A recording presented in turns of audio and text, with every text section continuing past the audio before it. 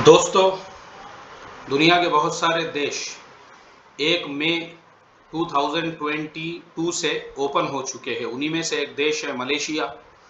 Malaysia ने अपने यहाँ पे आने वालों के लिए सारे रिस्ट्रिक्शंस को ख़त्म कर दिया है। अभी अगर आपको मलेशिया जाना है तो कोई रिस्ट्रिक्शन नहीं है। वीज़ा लीजिए, टिकट लीजिए और आप मलेशिया जाइए। ना आपको वहाँ पे जाने से पहले RT-PCR रिपोर्ट लगेगी, ना वहाँ उतरने के बाद, ना वहाँ पे आपको क्वारंटीन करना पड़ेगा। पहले की तरह सब कुछ नॉर्मल हो चुका है। आज के वीडियो में हम आपको बताएंगे कि हमारे इंडियंस जो शॉर्ट टाइम के लिए मलेशिया जाना चाहते हैं, जैसे 15 दिनों के लिए अगर आपको मलेशिया जाना है तो उसके लिए आपको मलेशिया के कॉन्सुलेट या एम्बेसी में जाने की ज़रूरत नहीं है। आप ऑनलाइन घर बैठे बैठे अपने मोबाइल में ही मलेशिया का वीज़ा ले सकते हैं। और ख़ास तौर पे ये वीडियो पूरा देखो ध्यान तवज्जो से, क्योंकि ऐसी बहुत सारी फेक वेबसाइट्स भी है जो मलेशिया का वीज़ा देने का दावा करती है, लेकिन वो आपसे डबल टिबल पैसे लेंगी। मैं आज आपको मलेशिया की जो ऑथेंटिक वेबसाइट है, जो वहाँ की गवर्नमेंट की वेबसाइट है, जो वहाँ के फॉरेन मिनिस्ट्री की वेबसाइट है, जो वीज़ा प्रोवाइड करती है, उसी के ऊपर ले जाकर मैं आपको बताऊंगा कि आप 14 दिनों के वीज़ा के लिए कैसे अप्लाई कर सकते हो। तो सबसे पहले हमको जाना है गूगल में, और सर्च में जाने के बाद हम यहाँ डालेंगे मलेशिया ऑनलाइन वीज़ा। देखो ये नीचे आ गया सेकंड नंबर पे। अब हमने उस पर क्लिक किया। यहाँ पे आपको बहुत सारी वेबसाइट्स मिलेगी। देखिए सबसे पहली वेबसाइट में आपको बता रहा है वीज़ा मलेशिया।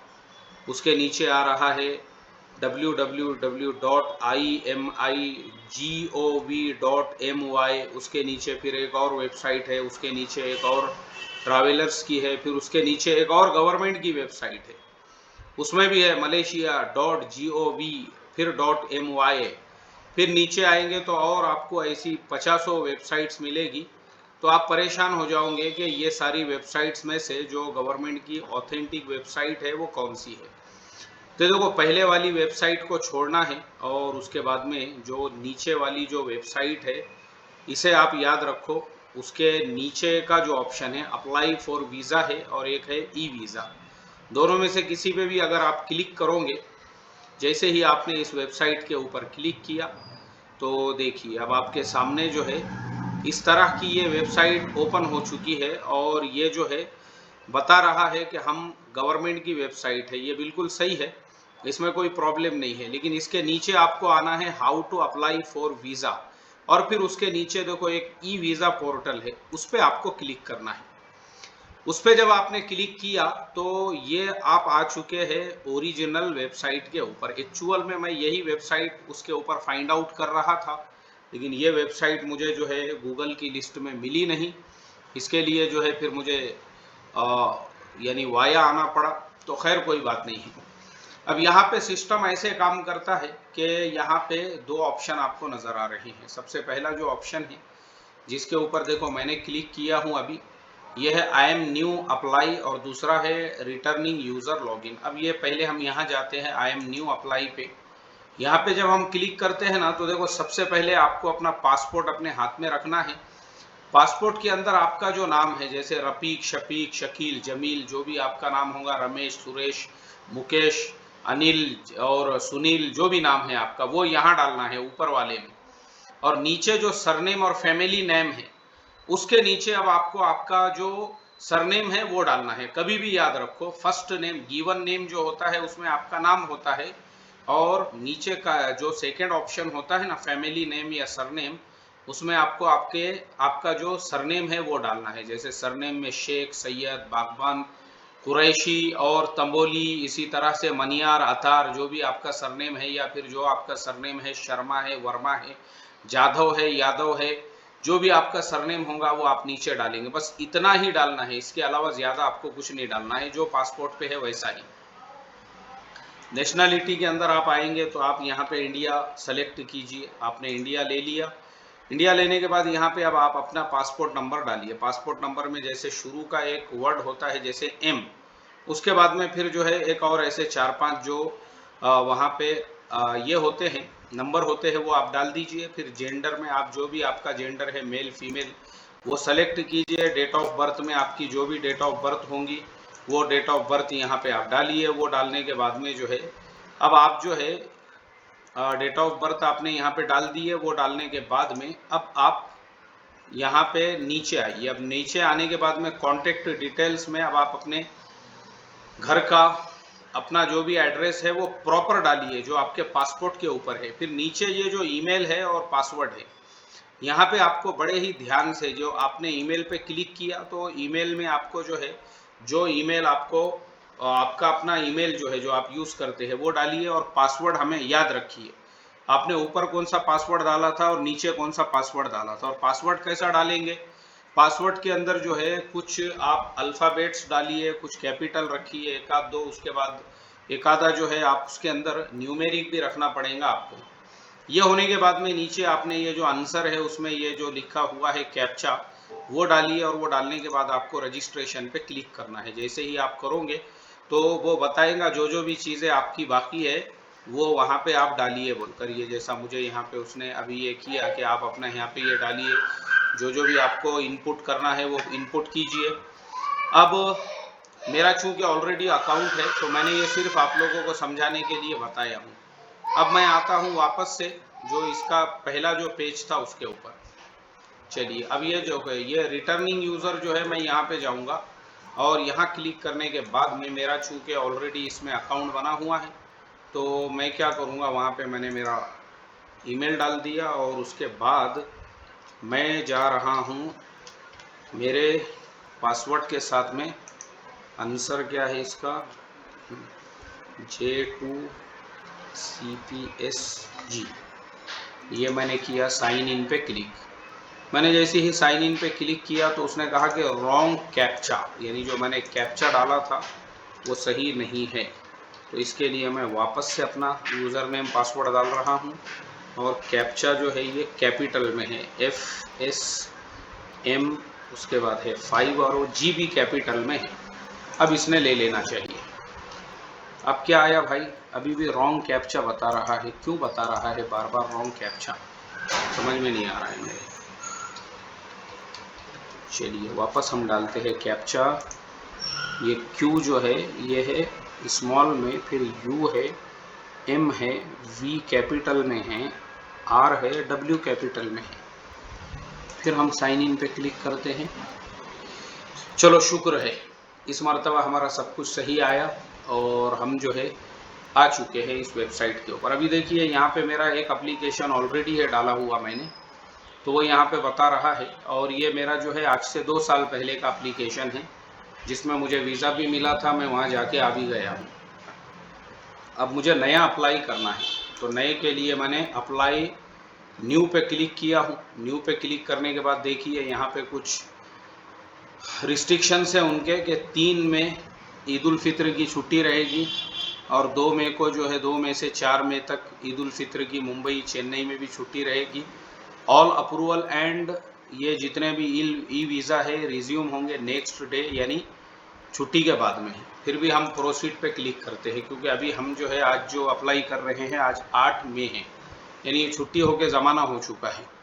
अब उसके बाद जब हम नीचे देखते हैं तो टूरिस्ट है, स्टूडेंट है और ये बहुत सारे ऑप्शंस है। तो अभी फ़िलहाल के लिए तो उन्होंने नीचे के दो ऑप्शंस थे वो तो अभी इनविजिबल है, लेकिन हम जाएंगे टूरिस्ट पे। हमने टूरिस्ट के लिए क्लिक किया। टूरिस्ट पे क्लिक करने के बाद यहाँ पे क्या लिख के आ रहा है, सिर्फ सिंगल एंट्री के लिए ये वीज़ा आपको दिया जाएगा। ठीक है, हमने प्रोसीड किया।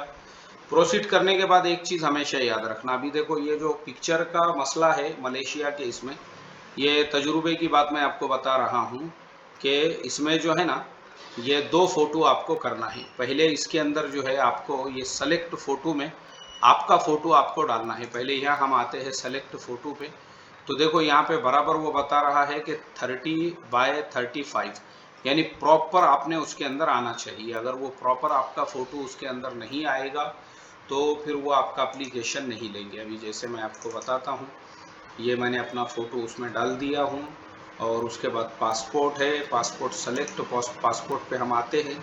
सेलेक्ट पासपोर्ट पे आने के बाद में हम जो है सेलेक्ट पासपोर्ट पे आए और हमने क्या किया, हमारा जो पासपोर्ट था, चलिए वो हमने डाल दिया। और नीचे जो है एड्रेस पासपोर्ट का एकदम लास्ट वाला जो पेज होता है वहाँ पे हम आएंगे और हमने उस पर क्लिक किया, वो भी उसने हमारा ले लिया। ये लेने के बाद में नीचे आएंगे। नीचे आने के बाद में ये हमारा टिकट मांग रहा है, राउंड ट्रिप फ्लाइट टिकट। अब जो आपका राउंड टिकट फ्लाइट टिकट होगा वो आपको यहाँ पे PDF में डालना है। इसी तरह से आप वहाँ पे कहाँ रहेंगे, होटल की बुकिंग इसमें डालिए। और उसके अलावा अगर आपको कुछ लगता है अदर डॉक्यूमेंट्स में तो वो भी डाल सकते हैं आप। ऐसे ही ये जो है आपका एंट्री एंड एग्जिट एग्जाम क्या है ये स्टैम्प्स। तो अब ये एंट्री और एग्जिट स्टैम्प है, ये तो हमारे बस की बात नहीं है। If no last visit country uploaded we assume your passport is new passport. चलेगा, ठीक है। तो इसमें ये वो बता रहा है कि आप इससे पहले लास्ट जो आपकी विजिट आपने कंट्री किए थे उसका आप यहाँ पे डालिए। जैसे अभी मैं लास्ट विजिट कंट्री मैंने किया था UAE, तो मैं UAE का यहाँ पे डाल दूंगा अपने पासपोर्ट का वहाँ का फ़ोटो लेकर। और उसके बाद में यहाँ पे पर्पज़ ऑफ स्टे जो है नीचे दिया है, तो हम डालेंगे टूर, क्योंकि हम वहाँ पे टूरिस्ट के तौर पे जा रहे हैं। अब देखिए मलेशियन वीज़ा के अंदर जो है ना वो एकदम स्ट्रिक्टली आपको बोल रहा है कि जो चीज़ें आपके पासपोर्ट पे जहाँ लिखी है वही यहाँ पे आपको इनपुट करना है।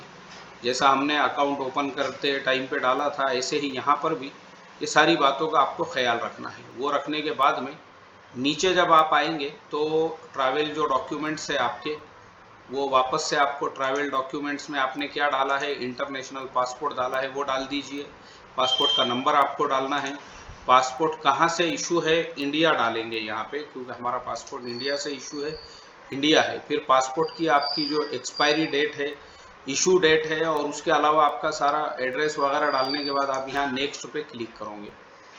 जैसे ही आप नेक्स्ट पे क्लिक करोगे तो अगला जो, अगर उसने आपका कोई यहाँ पे फ़ोटो वगैरह नहीं लिया होगा, एरर आएगा, आपको वापस से वो डालना है। और उसके बाद में जो है पेमेंट का पेज वहाँ पे आ जाएगा, आपको पेमेंट करना है। तो पेमेंट के अंदर जो है, जैसे ही ये पेमेंट में एक चीज़ मैं आप लोगों को बता दूं कि ये एक बार आप अपना जो है वो रिव्यू करेंगे, उसके बाद ये पेमेंट आ जाएगा। तो पेमेंट जब आएगा तो पेमेंट के अंदर जो है एक चीज़ याद रखें कि हमारे जो भी आप क्रेडिट कार्ड या डेबिट कार्ड यूज़ कर रहे हो तो उसमें इंटरनेशनल ट्रांजैक्शन अलाउ होना चाहिए। अगर वो नहीं है तो आप फ़ौरन अपने ऑनलाइन बैंकिंग में जाइए और उसको अलाउ कीजिए, तो ही आपका पेमेंट होगा। वरना आप बार बार करते रहोगे और परेशान होंगे कि पेमेंट क्यों नहीं हो रहा है। पेमेंट इसलिए नहीं हो रहा है क्योंकि इंटरनेशनल उसमें आपको अलाउ करना पड़ेगा।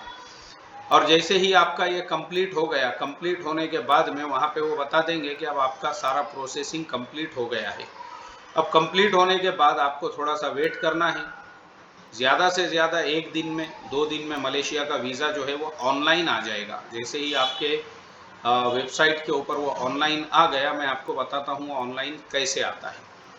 वो जो है आपके इसके ऊपर ईमेल आईडी के ऊपर ऑनलाइन जो है वो आ जाएगा। आपको जैसे ही आएगा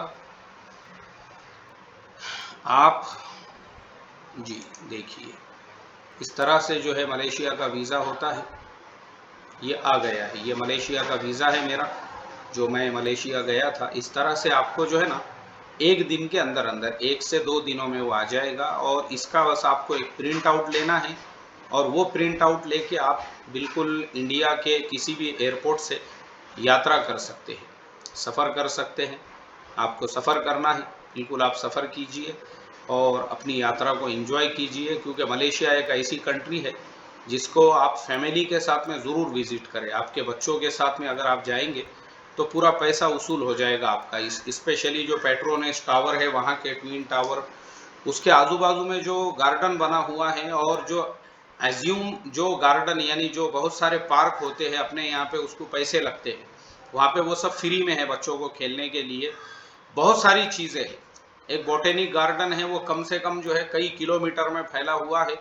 आपको पूरा 1 दिन तो वो देखने में लग जाएगा। दुनिया में जो हर किस्म का जो पौधा और दरख्त होता है वो वहाँ पे आपको नज़र आएगा। उसके अलावा भी मलेशिया जो है तबीयत खुश हो जाएंगी। और हमारे इंडियन रेस्टोरेंट जगह जगह पे है, वहाँ पे तो खाने की रहने की आपको कोई तकलीफ़ नहीं होगी। आपको इंडियन खाना और स्पेशली जो साउथ इंडियन जो डिशेस है वो तो आपको वहाँ पे आराम से मिल जाएगी। तो चलिए, हमारी शुभकामनाएं आपके साथ में है। कुछ नहीं समझ में आता है तो नीचे कमेंट कीजिए। ऐसे ही हम आपको अलग अलग कंट्रीज़ के बारे में बताते रहेंगे। टेक केयर, अपना बहुत बहुत ख्याल रखें।